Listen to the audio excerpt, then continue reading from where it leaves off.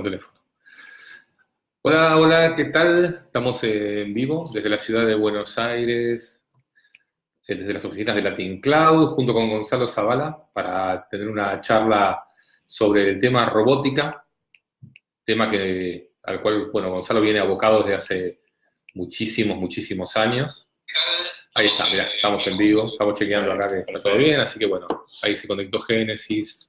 Bien, así que los que se quieran ir conectando, nos pueden ir contando si nos escuchan bien, como para comenzar esta charla ya en un par de minutos, ¿sí? Son las 2:10 acá en la ciudad de Buenos Aires.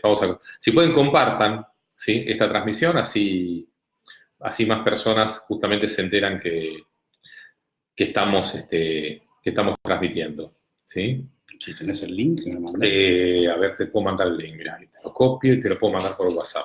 Perfecto. Así que bueno, los que estén por ahí, que se quieran ir sumando, en un par de minutitos ya estamos comenzando, como les decía, desde las oficinas de Latin Cloud, una charla con Gonzalo Zavala sobre robótica, ¿sí? La robótica que viene de alguna manera avanzando muchísimo en los últimos años, que ahora, bueno, va de la mano también con el tema de la inteligencia artificial, ¿no? Porque si no tenemos robots en medio de control remoto o que repiten acciones, el tema, bueno, justamente ver también, charlar cómo impacta la inteligencia artificial hoy en la robótica, tema del cual se habla muchísimo, y bueno, creo que no sé si tanto se conoce. Así que, bueno, todos los que estén por ahí, cuéntenos desde dónde nos están mirando. Ya en un par de minutitos estamos empezando con la charla, ¿sí?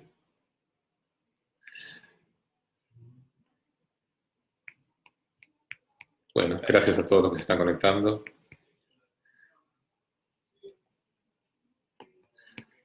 Así que bueno. Tenemos gente de todo el mundo. De todo el planeta. Bueno, ¿qué tal, Ricardo? Desde el subte nos está viendo Ricardo Weisman. Ricardo, un antiguo televidente de dominio digital. María Emilia Zavala, coincidencia de apellido. Está bien, sí, siempre los parientes es bueno que se sumen. Que se conecten. Así que bueno, gracias a todos los que están por ahí. Así que bueno, vamos a comenzar entonces desde Esperanza, Santa Fe. ¿Qué tal, Rodrigo? Bienvenido. Si pueden de vuelta, compartan esta transmisión, así más gente nos ve. Y los dejo con una pequeña introducción, después vamos a charlar con él y después van a poder hacer preguntas junto a Gonzalo Zavala hablando de la actualidad del tema robótica y sobre todo robótica cercana a la que podemos tener en nuestros hogares, en nuestras casas. ¿Qué tal, Gonzalo? Bienvenido. Muy bien, ¿qué tal? Tu lugar acá. Muchas gracias, ¿qué tal? Hola a todos. Hola Ricardo, Rodrigo, María Emilia, Génesis, etcétera. Los que están conectados. Como bien dijo Claudio, el tema de la robótica y la robótica en la actualidad y en la vida cotidiana, muchas veces cuando uno piensa en robótica apunta a imágenes tradicionales como puede ser Terminator, Robocop, y pareciera que es una cuestión del futuro. Y sin embargo, si uno se pone a analizar y un poco toma lo que son los conceptos básicos de qué es un robot, en realidad definiciones tenemos un montón, pero recortando un poco y apuntando a lo que es la robótica actual, cualquier dispositivo que tenga algún sistema de sensado que le permita interactuar con el mundo que le rodea para cumplir un conjunto de tareas en forma autónoma, podemos considerar un robot, ¿no? Con cierto grado de movilidad. Si no, tal vez un celular podríamos considerarlo robot y yo no lo pondría dentro de esa categoría, pero, por ejemplo, el lavarropas automático, el ascensor al cual se subieron en el día de hoy, las escaleras mecánicas estas que aceleran cuando yo me subo a ellas, no sé, la máquina de colectivo que teníamos que expendía los boletos. Bueno, convivimos constantemente con robots y eso pareciera que nos sucede o no nos lleva a reflexionar de cómo, sin darnos cuenta, esta tecnología empieza a invadirnos o a aparecer continuamente dentro de nuestras vidas, ¿no? Entonces, eso hace que algunas cuestiones vinculadas a tareas que parecían estrictamente humanas o excluyentemente humanas empiecen a diluirse o su barrera empieza a ser cada vez más gris, ¿no? Por ejemplo, el tema de los vehículos autónomos, ¿no? Uno antes se subía en auto, empezaba a manejar, conducía, tenía control sobre el auto, y lentamente un montón de cosas que sucedían dentro del auto se empezaron a automatizar sin que nos diéramos cuenta. Por ejemplo, todo el sistema de inyección, eso es ya automático. Por eso cuando uno va al taller mecánico, que antes, cuando yo era chico, el tallerista era un tipo que estaba totalmente engrasado, con un mameluco impresentable, y el lugar de trabajo era bastante sucio, ahora son quirófanos, y uno llega con el auto, le enchufan una computadora, miran 3 o 4 cosas, y después dicen la cifra, y la cifra siempre fue alta, antes o después.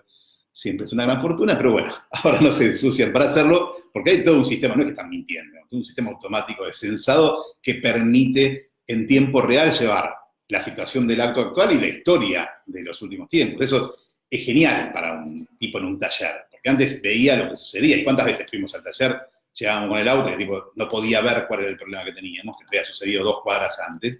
Ahora dentro del auto se guarda toda esa historia. Por lo tanto, ya tenemos en nuestros vehículos ciertos dispositivos autónomos o robotizados.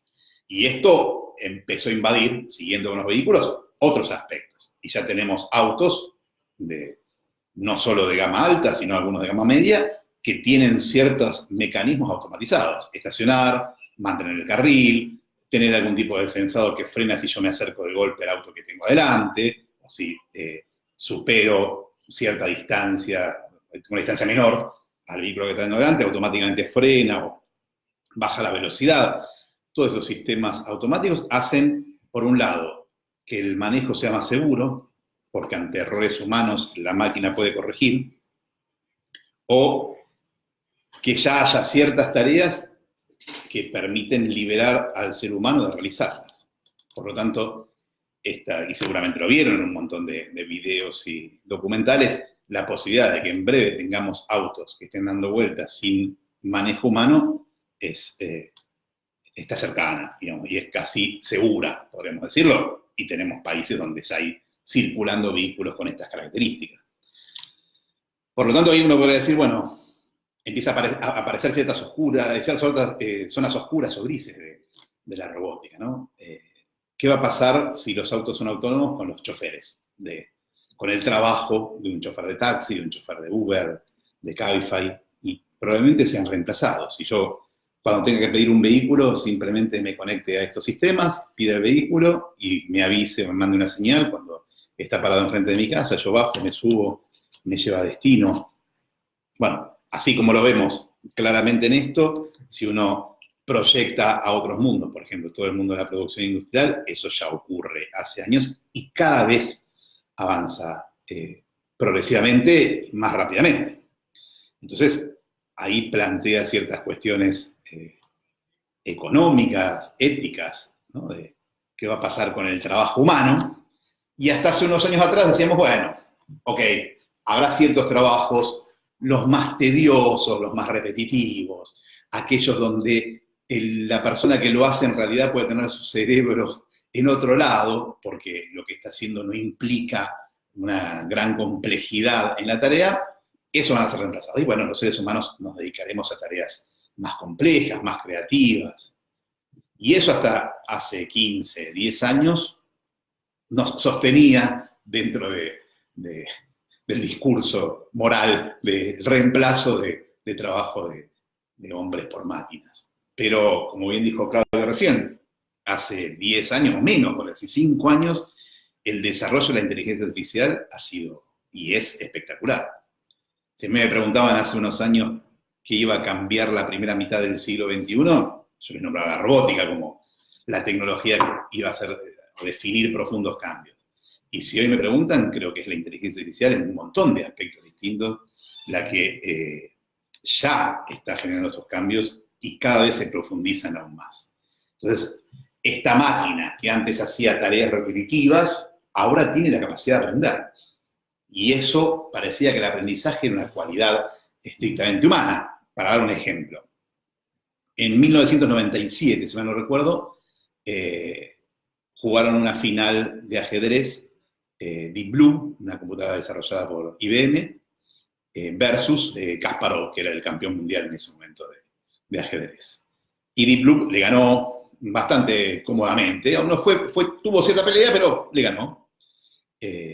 Deep Blue, una computadora que había sido cargada con un montón de conocimiento humano, un montón de aperturas, videojuegos, finales, con cierta, lo que se llaman heurísticas, es decir, de alguna manera una ponderación de posiciones en el tablero que decía, bueno, si vos tenés un peón doblado vale menos que un peón en una fila liberada, la torre que tenga una columna, una fila liberada vale más que una torre que está bloqueada. Es decir, para hacer jugar al ajedrez, para hacer Deep Blue, un montón de conocimiento humano cargado.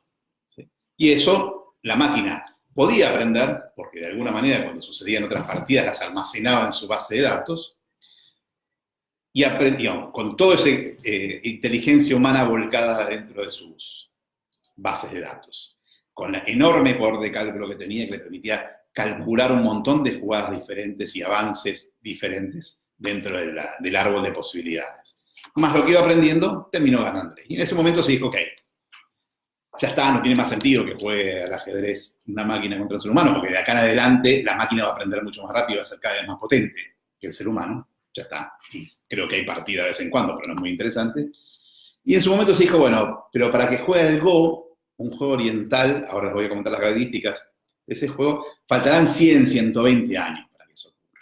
El Go es un juego muy sencillo, en un tablero de 19 por 19, donde cada jugador pone una ficha blanca, otro una ficha negra, y el objetivo es ir cerrando islas de fichas propias, ¿no? Creando territorios propios. Un juego que en Oriente es una de las artes fundamentales, los chicos aprenden desde jardín de infantes, y hay millones de fanáticos, y hay mesis, digamos, del Go en China, Corea, Japón.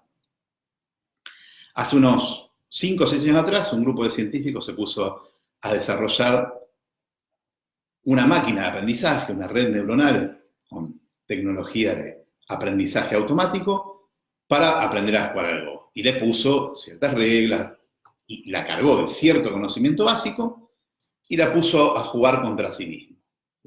Yo les recomiendo el documental, no les voy a contar todos los finales, pero algunas cosas les voy a contar, lo demás lo tienen que ver en el documental, que está buenísimo, se llama AlphaGo, que está en Netflix. Se puede decir en la N roja, en Netflix. Netflix es un documental formidable porque tiene todo el arte de hacer documentales interesantes y la historia es sorprendente. Bueno, después de AlphaGo, que termina ganando el campeón mundial, en los últimos 2 años se desarrolló AlphaZero, en el cual la red neuronal no tiene ningún aprendizaje o enseñanza humana, simplemente sabe cuáles son las reglas del Go. Y lo pusieron a jugar contra sí mismo. Yo no recuerdo en cuánto tiempo, pero creo que fue un par de días en el cual la máquina terminó venciendo a su antecesora, sin tener ninguna carga humana, con lo cual la forma de jugar al Go de esta máquina es absolutamente distinta a la humana. O, podemos decirlo así, salvajemente, la máquina fue capaz de crear. Y crea una forma de jugar. Lo mismo lo hicieron, tomaron ese mismo algoritmo, esa misma red neuronal para que aprendiera a jugar al ajedrez y ha inventado una nueva forma de jugar al ajedrez, que es formidable. Bueno, nada. ¿Qué va a pasar cuando eso se aplique? Ayer estaba hablando con un amigo abogado que le había llegado una noticia con respecto a la aplicación de la inteligencia artificial y el derecho. Entonces me decía, ¿me va a poder reemplazar a mí una inteligencia artificial? Yo no sé si en términos de impartir justicia, pero seguramente generar escritos o respuestas de demanda, yo creo que a esta altura del partido ya hay inteligencia artificial puede hacer. O analizar jurisprudencia, toda esa parte, digamos, de... Sí, aprender a partir de la jurisprudencia, tener grandes bases de datos de jurisprudencia que vaya encontrando entidades, que vaya descubriendo ciertos patrones dentro de esa. Así que bueno, es un problema que ya no es un problema o un planteo del futuro, sino que estamos empezando a convivir con eso, con todas las cosas buenas y malas. Es decir, en general cuando hay algunas charlas con respecto a esto, digo, el problema tal vez no es que la máquina empiece a hacer tareas humanas, digamos. El problema es que tenemos que encontrar alguna forma de que el ser humano, toda la sociedad, pueda disfrutar de esto y no solo algunos pocos. Porque finalmente, por lo menos yo no me creo esto de que el trabajo dignifica, y millones de trabajos no dignifican un pepino, y yo me siento recontra digno cuando me tiro en la cama a ver una película, me siento súper digno. No digo, y tengo la suerte de trabajar de lo que me gusta, de hacer cosas. Claudio puede ser testigo, él siempre dice que me gustaría trabajar, ¿no? Hacemos delirios constantes, y sin embargo, si puedo estar mirando una película, está buenísimo. Es como cuando te dicen que salgas de tu zona de confort. Ni loco. No, claro, si la puedo agrandar, mejor todavía.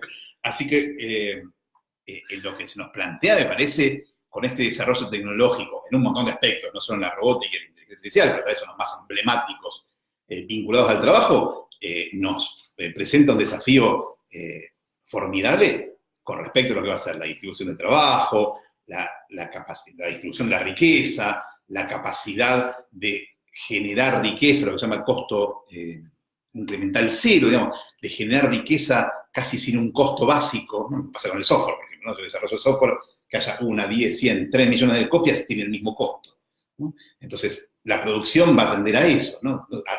No solo la producción de lo digital, sino también la producción de objetos físicos. Bueno, nada, ¿qué va a pasar con eso? ¿Qué va a pasar con la medicina, diagnóstico por imágenes? ¿Qué va a pasar con los sistemas de salud? ¿Qué va a pasar con y es un tema que se está discutiendo ahora, y lo escucharemos bastante en el próximo mes, ¿no? Las leyes laborales y lo que es la jubilación, todo el sistema de jubilación, va a tener su impacto. Bien, nada, es un mundo interesante el que viene, con un montón de desafíos y variables a manejar, y que está y va a estar cada vez más atravesado por el desarrollo tecnológico. Es decir, no es una cuestión de 50, 60, 70 años, sino que es una cuestión de 20, de 10, de 5, de 3, del año que viene, del mes que nos queda, hasta que se definan los candidatos. ¿Sí? Gonzalo, vos que estuviste, y estimo que seguís muy vinculado a lo que es la educación, ¿no? Trabajaste en muchos colegios, estuviste en olimpiadas de robótica, en distintos lugares del mundo, bueno, participás mucho y conocés mucho de ese sector. ¿Qué le recomendarías hoy a un chico que está por empezar el secundario y no sabe qué estudiar, no sabe qué va a hacer, no sabe si ir a un colegio técnico, un colegio más humanístico, pensando un poco en el futuro? Tu hijo, ¿qué le recomendarías hoy? ¿Cuál va a ser el mundo laboral del futuro teniendo en cuenta la robótica, la inteligencia artificial? Sí, yo creo, o sea, en realidad las disciplinas y las vocaciones es complicado esto, ¿no? Yo creo que hay que seguir, y es fundamental seguir lo que a uno le gusta, lo que a uno le entusiasma. Vos te Si es podés que hay decir, algo, mira, ¿no? un chico que diga, a ver, yo quiero ser, no sé, mecánico dental. Sí. Y vos decís, bueno, pero ten en cuenta también que con todo el tema de escaneo, impresión 3D, quizás eso a futuro, no sé si seguirá existiendo como tal. Yo creo que va a seguir existiendo, no sé si todo, pero gran parte va a seguir existiendo con un perfil completamente distinto. Es decir, lo que sí te puedo asegurar es que no importa que estudies, supongo que querés estudiar música o querés estudiar danza, lo que no podés es separarte del desarrollo tecnológico aplicado a esa disciplina. Por lo tanto, de alguna manera, lo que nosotros llamamos el pensamiento computacional es algo que no importa qué carrera sigas, qué disciplina, qué gustos tengas, es algo que de alguna manera vas a tener que desarrollarlo. Porque seguramente, tomemos un ejemplo bastante extremo, en danza, seguramente vamos a tener herramientas tecnológicas que nos permiten, mediante análisis de imágenes, mejorar nuestra postura en ciertos movimientos, ¿sí? Entonces, y generarme ciertos tipos de entrenamiento con inteligencias artificiales que analizan mis movimientos, etcétera, generar ciertos ejercicios, prácticas, etcétera, que mejoren mi performance. Claro. Entonces, no importa qué disciplina sigas, vas a estar atravesado por la tecnología. El tema es si te desplaza totalmente, ¿no? Sí, bueno, probablemente, pero en general, por lo menos por ahora, en aquellas tareas en las cuales puede haber, por ahora estoy diciendo, ¿no?, un reemplazo absoluto de la máquina, son tareas que no necesitaban de una preparación, una dedicación demasiado profunda. Es decir, por ejemplo, aprender a manejar, uno no diría, bueno, ¿qué vas a hacer? Y voy a seguir de carrera a aprender a manejar. Era algo, uno aprendía a hacerlo y después manejar un taxi, etc. Cuando uno tiene que ponerse a estudiar, desarrollar alguna vocación, por eso creo que plantea una dualidad, digamos, ¿no? Tal vez uno tenía que salir a manejar porque tenía que trabajar, pero no sé cuántos su gusto, su pasión en la vida es manejar un taxi, manejar un auto. No lo sé. Manejar un auto me refiero no a una carrera, ¿no? Tal vez si uno tuviera una organización social o una distribución de riqueza distinta, podría decir, bueno, yo me quiero dedicar a esto, aunque no sea algo que sí o sí me va a dar dinero o grandes cantidades de dinero, porque ya tengo asegurado, por ejemplo, una base. ¿Sí? Mi alimentación, mi salud, y educación y vivienda lo tengo asegurado. Entonces, a partir de ahí decido en qué área me quiero desarrollar. Eso, si me siento pibe y hablo con un pibe. Ahora, desde el punto de vista de dirigencial, sí creo que del Estado hay que fomentar, impulsar, poner más recursos en aquellas carreras que uno, proyectando un país a 10, 15, 20 años, considera que son fundamentales o necesarias para ese desarrollo. Y para una idea o un objetivo del país que lo tenga, por ejemplo. Tomamos el tema de la robótica, ¿no? Nosotros muchas veces hemos trabajado en robótica, en ciertos aspectos industriales. Me parece que ahí hemos hecho pipí fuera del tarro. Me parece que nosotros acá en Argentina, si vamos a trabajar con tecnología, tenemos que orientarla a todo lo que es lo que se llama agricultura de precisión. ¿Sí? Porque seguimos siendo un país agroexportador. ¿Sí? Tenemos vaquita, tenemos tierra, hacemos eso, sabemos hacer eso. Y en nuestro lugar en el mundo. Y nos dejan hacer eso. Claro, es el lugar que nos asignaron. Exactamente. Entonces, nosotros lo que tenemos que lograr es que eso se haga de la mejor forma posible. De la mejor forma posible significa aumentar la producción de manera sustentable, es decir, que no sea que hoy planto, digamos, le saco toda la leche posible a la tierra y mañana no tengo nada. Entonces, para eso, una persona privada que tiene su tierra, en general, su proyección a largo plazo es pequeña. Va a tratar de sacarle el mayor jugo posible. Si yo le vendo máquina, fertilizante, químicos, etcétera, lo va a hacer, y no sé si mira a 10, 15 años. Hay otras entidades dentro de una sociedad que son las que tienen que mirar a más largo plazo y decir, che, voy a invertir en darle becas a los pibes que están estudiando, no sé, ciertas carreras que me permitan a mí después de desarrollar este campo dentro de Argentina. No estoy de acuerdo en decir, bueno, y las otras las cierro, ¿no? Pero sí tenemos que incentivar de alguna manera esos campos. Hoy por hoy seguimos teniendo enormes problemas en sistemas, no tenemos gente dentro del sistema, y ha crecido. Es un área de full empleo y falta. Totalmente. Sí. O sea, tengo problemas porque como es de full empleo, los pibes empiezan a estudiar y en primer año, en segundo año, apenas ya saben programar, los sacan de la facultad porque les prometen, no, sí, vas a estudiar 6 horas, después vas a trabajar 6 horas, después vas a Con lo cual les ponen algún techo a la hora de pronto de seguir creciendo o aspirar a cargos importantes en la empresa, porque ahí te piden, vas a trabajar y vas a ganar bien, pero por ahí pan para hoy, ¿no? O sea, sí, vos te dejan o vas a tener un techo. Vas a tener claro. un techo, ¿no? Siempre insistimos a los pibes en la facultad, terminar la carrera, porque dentro de tecnología también te dicen, pero yo lo que estudio ahora, cuando salga al mercado laboral, no va a existir. Entonces, tratamos de hacerle entender que hacer una carrera es mucho más que aprender un contenido. O sea, cuando yo busco un currículum de alguien que hizo una carrera, entiendo que es un tipo que puede hacer un proyecto a largo plazo, que puede sostenerlo, va más allá del contenido. ¿no? Pero bueno, nada, es un chiste que hacemos siempre, cómo distinguir un docente de un alumno en la facultad. Vas al comedor, el docente que trajo el tipo que trajo el tupper es el docente y el tipo que se compra la comida de 500 pesos es el alumno. Va a trabajar y tienen salarios mucho más grandes que los docentes dentro del sistema. Entonces, yo creo que ahí el Estado tiene que incentivar y alentar ciertas líneas de estudio que estén vinculadas con un proyecto de país, ¿no? El tema que primero hay que tener el proyecto de país. Pero bueno, claro, eso es lo más difícil. Eso es otro. En otro edificio están haciendo una conferencia sobre eso. Acá hablamos de tecnología. ¿Viste? Hablando de lo que es robótica en educación, tuvimos estas semanas también algunas noticias con respecto a que se ha puesto robótica en no sé cuántos colegios, que se han puesto miles de kits de robótica en escuelas y demás. Yo ahí me pregunto el tema, primero, capacitación, porque a ver, informatizar no es que te tire una computadora por la cabeza. Si realmente por cómo está planteado, que seguramente conoces lo que se está haciendo. Completamente, y soy culpable de muchas de esas cosas. Por eso. Entonces, la pregunta es si está bien lo que te parece que están haciendo, entregando estos kits de robótica, cómo son, si sabes de qué tratan, y si sirve con la estructura actual, con la capacitación que actualmente tienen los docentes. Sí, hay muchos proyectos. Con respecto a kits, no te puedo nombrar uno porque hay a nivel nacional, la provincia, Buenos Aires tiene su proyecto, hay diferentes provincias que van haciendo, así que hay mucho material interesante, muy interesante con respecto a eso, que muchos de estos proyectos han incentivado a la industria nacional. Entonces ya tenés 4 o 5 jugadores que desarrollan kits de robótica a nivel nacional. Y eso está buenísimo, porque permite, creo que hay que mejorar en algunos casos, de ser más, de tener mejor calidad en el desarrollo de esos materiales, etcétera. Pero están trabajando bien, ¿no?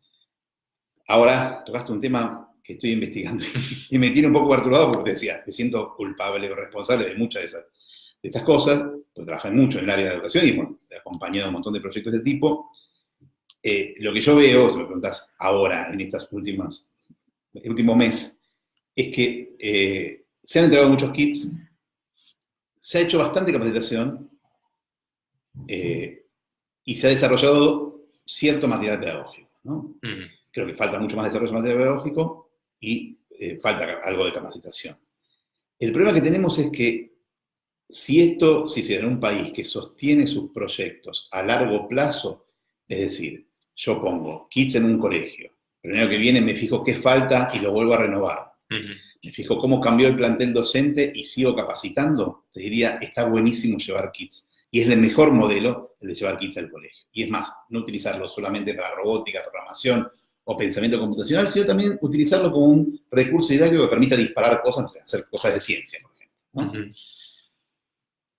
Y siempre estuve convencido y trabajé detrás de esa idea. El problema es que tenemos un país bastante inestable. Claro. Inestable, como decir, digamos, para que tengas una idea, una de las provincias que hizo el mejor proyecto de robótica fue San Luis, ¿no? Con 300 escuelas primarias, todas con kit de robótica, capacitación de norte a sur, este a oeste, seguimiento, fue formidable. Y después se pelearon los Rodríguez A.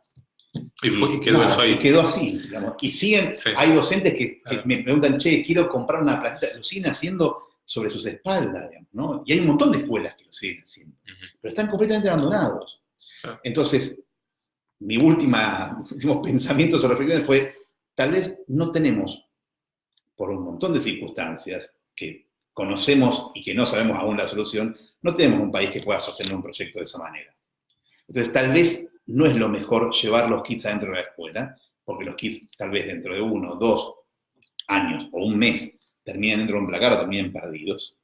Sino tal vez conviene otro modelo, que es el modelo de crear centros de robótica educativos. Entonces vos tenés en Buenos Aires 15 centros robóticos educativos y las escuelas van 1 vez, 2 veces por año a hacer alguna actividad y a vincular. Y tal vez los pibes más apasionados tienen algún horario, ¿sí?, de maker, donde fuera de, no sé, me imagino de 9 a 1 va a un colegio, de 2 a 6 va a otro colegio, y después de las 6 de la tarde hasta las 9 de la noche hay un espacio para los apasionados para que vayan a seguir trabajando. Se los impulsa con proyectos, otros talleres, etc.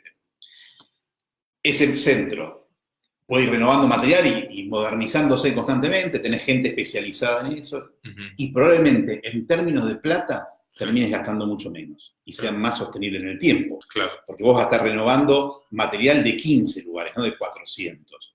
Porque vos no tenés que capacitar a todos los docentes, capacitaste a 15, 20, 30, 40, que son los que están trabajando ahí. Porque tenés técnicos en cada escuela que van manteniendo el material. Entonces, si vos pensás, bueno, lo que hay que analizar, ¿cuánto tiempo cada pibe está utilizando esta materia de robótica en la escuela? Y tal vez ese mismo tiempo lo tiene yendo 2 veces en el año a este centro de robótica, ¿sí? Yendo 2 mañanas. Una mañana ve un tema, otra mañana ve otro tema, una vez, digamos, cada año van 2 veces, y con 15, 20, 30 centros te alcanza. Esa es la idea que me estoy empezando a volcar últimamente, viendo el problema de San Luis, el problema, bueno, diferentes provincias, etcétera, que van teniendo estos proyectos y que van muriendo a corto, a mediano y corto plazo, lamentablemente. Sí, acá justamente pregunta Héctor Ávila, ¿hoy dónde se puede estudiar robótica en la ciudad de Buenos Aires? A nivel de chicos hay varios centros, si buscan... ¿Son privados? Sí, hay varios privados que dictan talleres, hay varios, ¿sí? Búsquenlo, no me acuerdo de memoria, ni mucho menos, pero van a encontrar. Después en las escuelas de Buenos Aires hay varias escuelas que ya tienen material y están trabajando con ello. Y si la cuestión es hacer algo a nivel ya universitario, no hay ninguna carrera específica de robótica acá en Ciudad de Buenos Aires, la UBA. Lo que sí uno tiene son diferentes ramas de la robótica que puede estudiar. La robótica tiene 3 disciplinas que conjuga: la mecánica, la ingeniería mecánica, la ingeniería electrónica y lo que es programación, la ingeniería de sistemas, ¿no? Uno puede ver cuál de estos aspectos es el que más le interesa sobre él, o en general los que hacemos robótica. Yo por ejemplo vengo del lado de la ciencia de la computación y la parte de electrónica y mecánica, o consigo a alguien que sabe, o voy intentando aprender en el camino, ¿no? Pero siempre uno apunta a algo especial, ¿no? Respecto a Ahora estoy trabajando con el tema de aprendizaje automático en vehículos autónomos. Nada, el vehículo lo compro, no, toda la parte mecánica y electrónica ya está resuelta. A mí me interesa solamente la parte de inteligencia artificial y procesamiento de imágenes. Claro. Y trabajo en eso. Sí. Acá Claudio Genchi justamente, bueno, pregunta algo que estuvimos comentando, dice, si conviven hoy la inteligencia artificial y la robótica, bueno, antes Sí. un ratito hablamos de eso. Sí, y es cada vez más profunda esa convivencia y es Sí. un enriquecimiento. Es lo que tiene interesante, digamos, el mundo de la robótica y la automación es que a vos te permite interactuar en forma autónoma, para la redundancia, con el mundo que te rodea y a partir de aprender. Entonces nosotros tenemos un vehículo que lo ponemos en una pista y fracasa, pero nada, vuelve, intenta aprender de vuelta, intenta aprender y es todo autónomo. Claro. ¿Viste algo que a mí particularmente me da un poco de miedo? Es cuando veo los robots estos de Boston Dynamics. Sí. Son de Boston Dynamics, el desarrollo es para la guerra. Claro, bueno, sí. Hace 2 semanas o 3 semanas estuvimos en un congreso acá en Buenos Aires, organizado por la Facultad de Ciencias Sociales y Stop Killer Robots, que es toda una organización mundial que pide un análisis profundo de todo lo que son estas herramientas automáticas, ¿no? Claro. Sí. Me recuerda, creo que fue el Robocop 1, ¿no? Esa que van a hacer la demostración del robot. Sí, se les va de bambo y y pasa a caballo. Sí, es un tema... Mira, yo en el 2003 tuve la suerte de ir a Carnegie Mellon y visité lo que se llama National Robotics Engineering Consortium, que es el lugar donde desarrollan o donde investigan gran parte de lo que es robótica militar en Estados Unidos, ¿no? Sí. Que estaba más en manos del Estado, ahora hay varias empresas privadas, por ejemplo Boston Dynamics. Y nada, terminé medio impactado, porque aparte, obviamente vi lo que mostraban, pero después había un galpón de, no sé, de 10 manzanas donde estaba lo que no nos mostraban, lo que estaba, era secreto, lleno de seguridad. Y en su momento, cuando me junté con el director de la universidad, me preguntó cómo habían sido las diferentes visitas, porque también vi proyectos civiles, digamos, ¿no? Vinculados a la guerra, y le dije, bueno, que me había gustado más lo otro, me ha impactado el tema de la guerra. Y sí, me dice, ¿a vos qué te dedicarías? Y yo prefiero dedicarme a ciertas cuestiones de robótica vinculadas a cuestiones más civiles, ¿no? Entretenimiento, inclusive. Y él me dijo una frase que me impactó, me dijo, mira, todo lo que se investiga acá, aunque tenga así una pátina de civilidad, todo está destinado a lo militar, ¿no? Entonces digo, bueno, mucho no me convenció, pero probablemente sea así, y lamentablemente grandes desarrollos tecnológicos han tenido que ver con la cuestión militar, energía nuclear, la comunicación misma, digamos, ¿no? Comunicaciones, internet, etcétera. Me encantaría, creo que hay avances con respecto a eso, de que ya no sea el motor la guerra o la competencia. Hoy justo estábamos hablando, por unos talleres que vamos a dictar en vacaciones de invierno, con respecto a lo que es la Estación Espacial Internacional, ¿no? Porque vamos a estos talleres, van a tener los chicos de programar un brazo robótico, y entonces todo el relato lo pusimos alrededor del brazo que hay en la estación.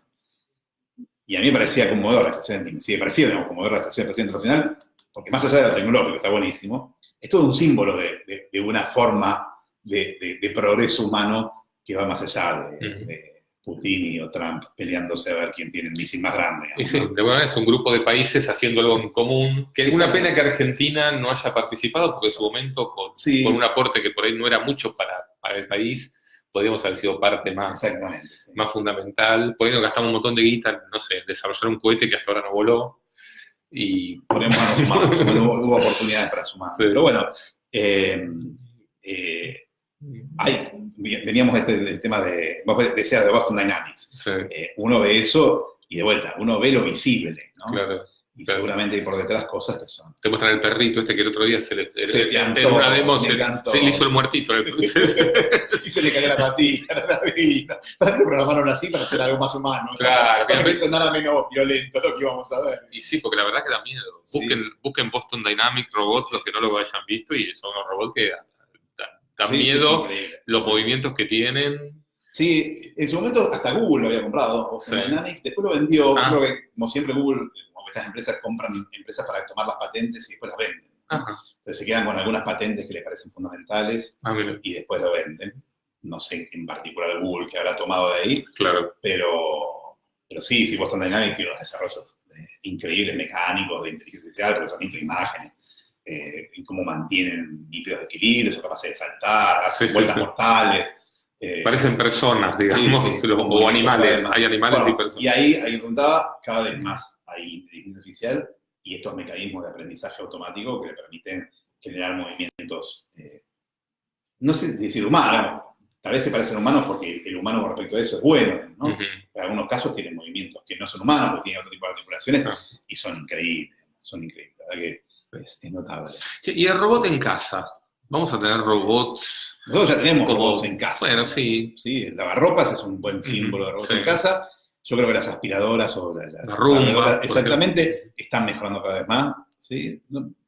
Creo que a esta altura del partido tendríamos que tener más. Son muy prácticas. Sí. Son prácticas. Tenés algunas que trapean, las tirás en la cocina y limpian bien, digamos, están buenas. O sea, no vamos a tener a robotina. Claro. No creo que tengamos un robot que haga de todo. Claro, pero sí. Vamos a tener robot específico, ¿no? Totalmente. ¿No? Yo, no sé, pregunto quién podría vivir sin lavarropas automático o en este momento lavavajillas automático, ¿no? Claro. Tengo las enormes fortunas de tener los dos y creo que no consigo el mundo. Yo creo que el lavavajillas ha salvado muchos matrimonios. Totalmente, sí, completamente. Y creo que hay cosas, hay desafíos interesantes, ¿no? Por ejemplo, el tema de planchar. Sí. ¿No? Cada tanto parece alguna cosa. Sí, bueno, pero inclusive una fundraising de una que parece que fracasó y fue medio una estafa, ¿no? Habían hecho unas versiones medias fakes de la máquina, pero bueno, hay un montón de cosas que se van automatizando y se van a automatizar cada vez más dentro de la casa. Algunas son de alta complejidad mecánica y otras se resuelven. No sé, todo el tema de compras, por ejemplo, está cada vez más automatizado, ¿no? Y es notable, digamos, esto de heladeras que te detecten, que vean un poco cómo es tu ciclo de consumo y que automáticamente hagan pedidos, por decirlo, sin leche, y eso va a estar todo automatizado, ¿no? Sí, a mí me impresionó mucho todo el sistema que a veces vemos en videos en YouTube que tiene Amazon para armar los pedidos. Los almacenes. Que ves un montón de, como si fueran, no sé, unos robots, como si fueran Roomba, ¿no? Unos robots claro, circulares que van juntando los... Sí, es notable. Es notable, y es notable, es un problema complejo. El tema en mi juventud, dentro de la carrera, hice un trabajo con respecto a eso.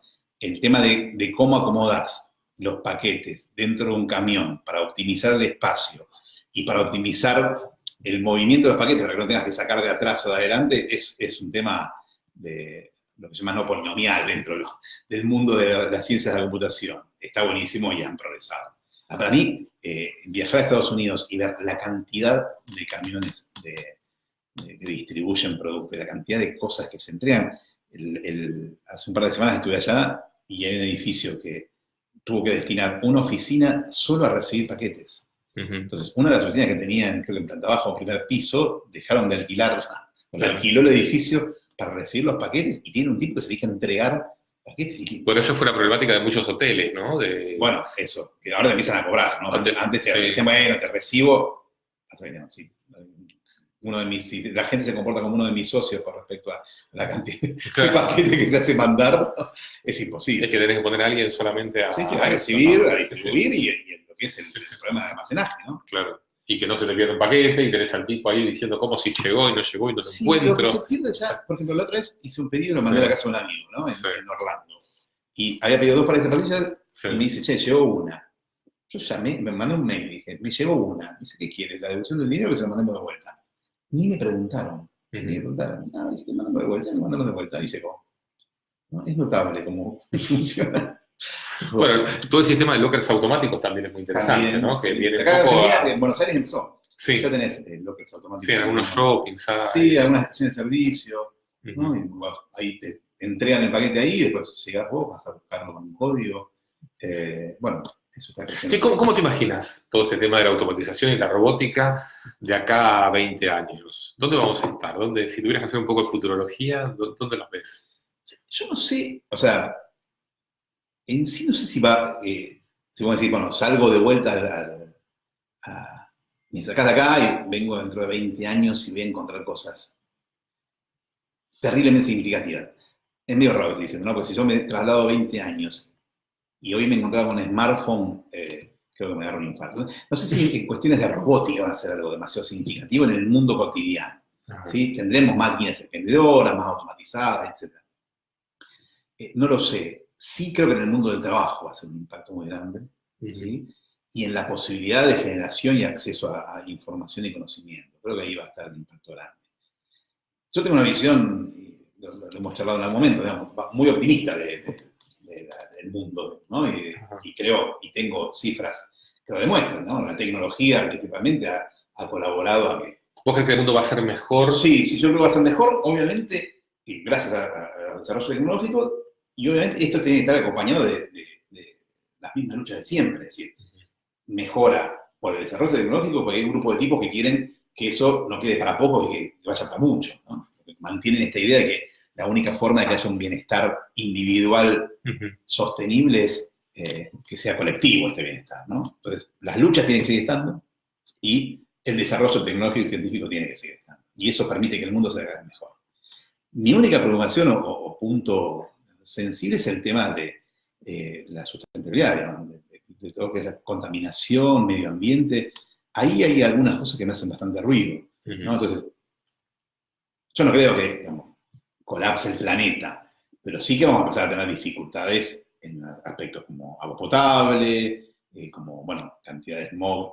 Estuve en Santiago el, En al principio de Chile. esta semana, sí, Santiago Ujú. de Chile, y es notable el tema del smog, ¿no? Y las enfermedades que eso produce.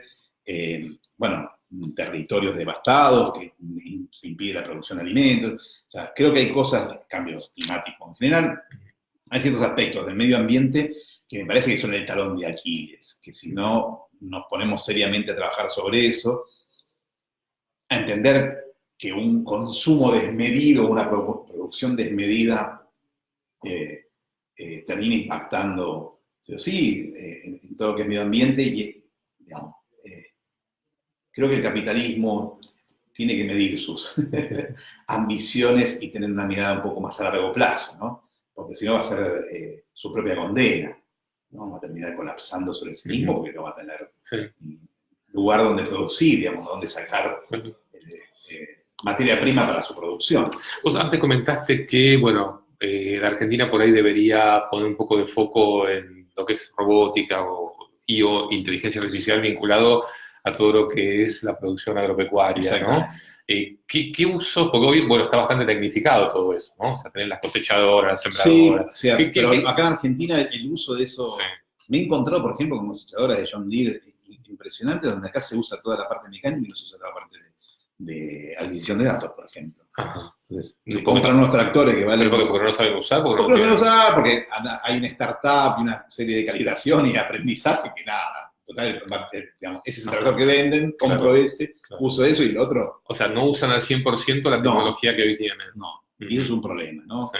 Y también todo lo que es sistemas que te permitan, lo que hablamos recién, digamos, ¿no? Estudiar el suelo, hacer una eh, fertilización, un riego mucho más preciso, Claro. más acotado y aumentar la producción teniendo en cuenta el cuidado de bueno, la rotación de la tierra, el cuidado de los minerales que vos tenés que tener para poder Ujú. volver a cultivar, etc. Para todo eso ya hay sensores, Ujú. podríamos tener dispositivos que te permitan a vos hacer un análisis en tiempo real, en forma remota, de todo el campo y actuar en consecuencia con respecto a eso. Me parece que eso le falta muchísimo. Todo lo que es sensado falta un montón. Hay algo, hace unos 10 años o más, eh, nos pidieron un dispositivo para poder medir el granizo en Mendoza.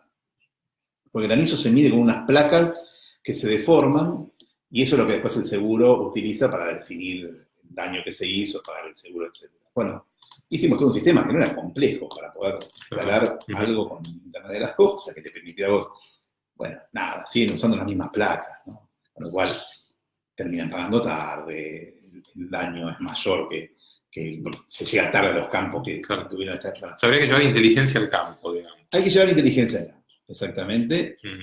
y tenés países que son ejemplos con respecto a esto, ¿no? Israel es un desierto y tiene, Claro. en algunas cosas tiene mejor producción que la que tiene Argentina, ¿no? Es un desierto, Sí. es un desierto, tenían sacado agua de las piedras. Claro. De pronto, tener tan buenas tierras, tan Sí. amplias, etcétera, termina siendo un perjuicio, ¿no? Claro. A largo plazo. Así que... No se duermen los laureles de lo que No, claro, la escasez es una buena madre a veces, ¿sí? Una buena profesora. Y acá el exceso, bueno, yo tiro semillas, salen, un día dejan de salir. Claro. O la producción termina siendo de peor calidad. Claro. Entonces hay un montón de cosas, bueno, no solamente robótica, ¿no? Con respecto a la genética, ¿no? Estudios genéticos, etc. Hay un montón de cosas para hacer. Bien, bueno, seguimos acá conversando con Gonzalo Zavala. Nos pueden mandar sus preguntas, nos quedan unos minutitos más. Nos pueden mandar las preguntas a través de Facebook Live. Tengo una que es de Ricardo Leitner, que dice: Gonzalo, coincido con tus reflexiones con respecto al pensamiento estratégico tecnológico educativo. ¿No crees que implementar la materia informática en todas las orientaciones educativas ayudaría mucho más que hacer pequeños talleres que hoy están y mañana quién sabe? ¿O reducir a un uso transversal? Sí, creo, y por suerte en los últimos años ha habido una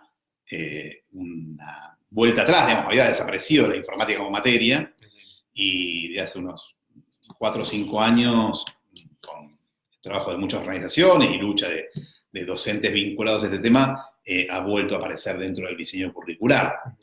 El tema es que hay ciertos aspectos, o sea, seguro que tiene que estar la informática dentro de, y como disciplina dentro de, como decía, es fundamental para cualquier orientación o cualquier vocación futura.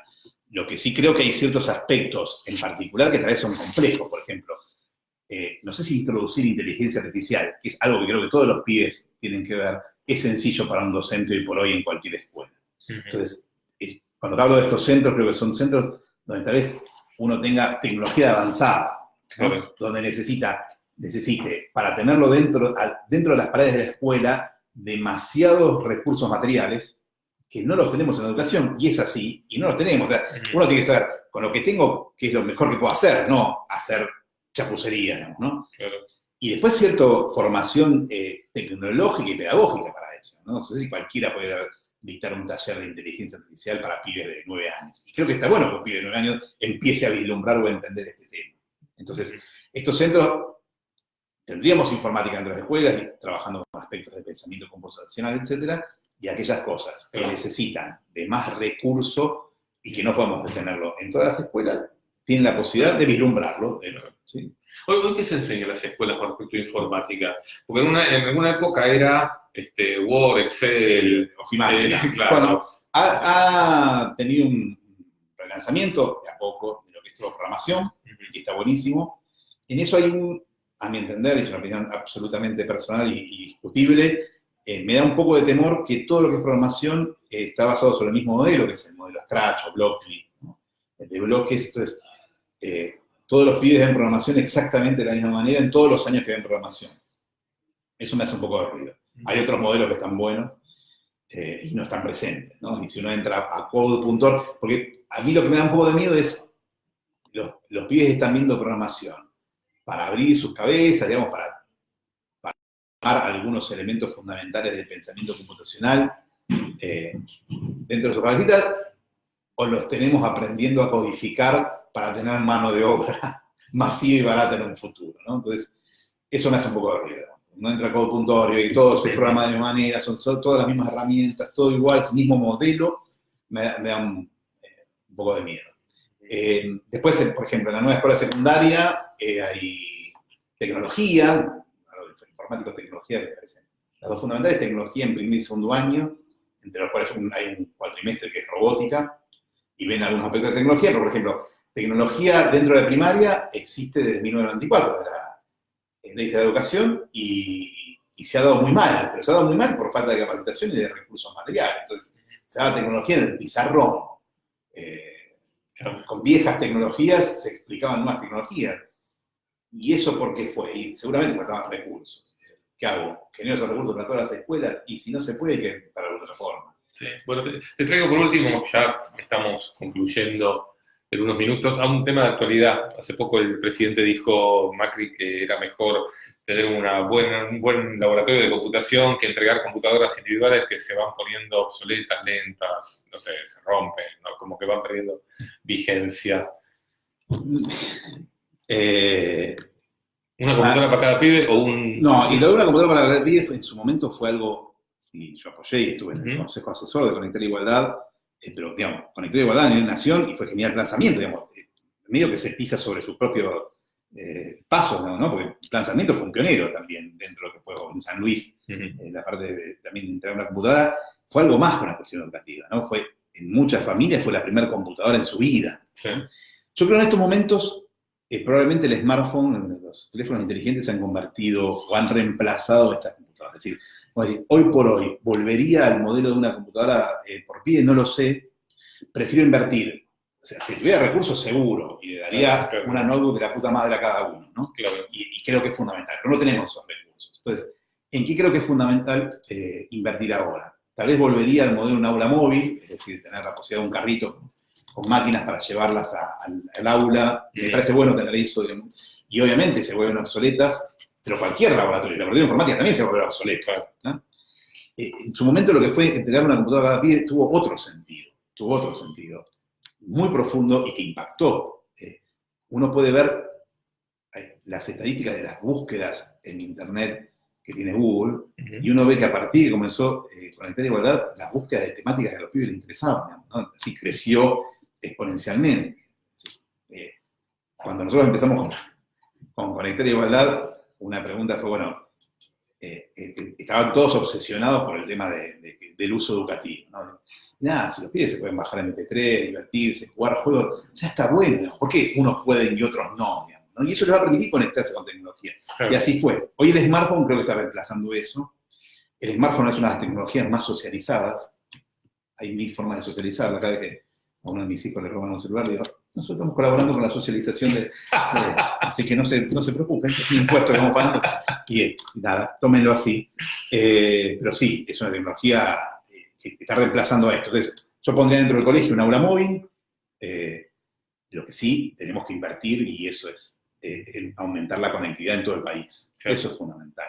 Me parece que en eso le pifiamos, digamos, y nos quedamos mancos con Conectar Igualdad. No llegamos a llevar la conectividad por un montón de problemas distintos, y es una deuda pendiente. Hay lugares donde no hay conectividad, o la conectividad que vos podés ya tener del ámbito privado es bastante deficiente, y es un aspecto fundamental para insertarse en que los pibes puedan alcanzar lugares, conocimientos, aspectos que de otra forma no deberían. Y eso es muy interesante porque de alguna forma también Conectar Igualdad y cierta conectividad que se llevó para muchos pibes fue una apertura hacia el mundo de mundos desconocidos, digamos, con consecuencias. Digamos. Seguramente alentó la ida de los pibes del campo hacia la ciudad. Conocieron que había un lugar donde las condiciones de vida eran otras. Claro. Entonces, para mí sí fue un gran proyecto, de vuelta, no ni de kirchnerismo ni de macrismo, todo lo que fueron modelos uno a uno, que hoy creo que habría que reemplazarlo en otro, y que nosotros no podemos bajar los brazos respecto a llevar la conectividad y una buena conectividad de todo el país, ¿no? Bien. Bueno, Gonzalo, muchísimas gracias por habernos acompañado en esta... Espero no haberlos aburrido mucho. No, para nada. Todo este tiempo. Y bueno, muchas gracias. Y cuando quieran, acá estamos de vuelta, ¿no? Dale. Bueno. Dentro de 20 años volvemos. No, pero que se cumplen. Bueno, y a ustedes muchísimas gracias por haber estado ahí. Los que se engancharon más tarde pueden volver a ver este video que va a quedar aquí disponible para que lo puedan ver, repasar, volver a escuchar. Y nos volvemos a encontrar aquí desde Latin Cloud en algún momento para seguir conversando sobre temas de tecnología, temas de futuro que hacen a la evolución de la humanidad, de nuestra sociedad, y que son sumamente importantes. Nos volvemos a encontrar en cualquier momento. Chao.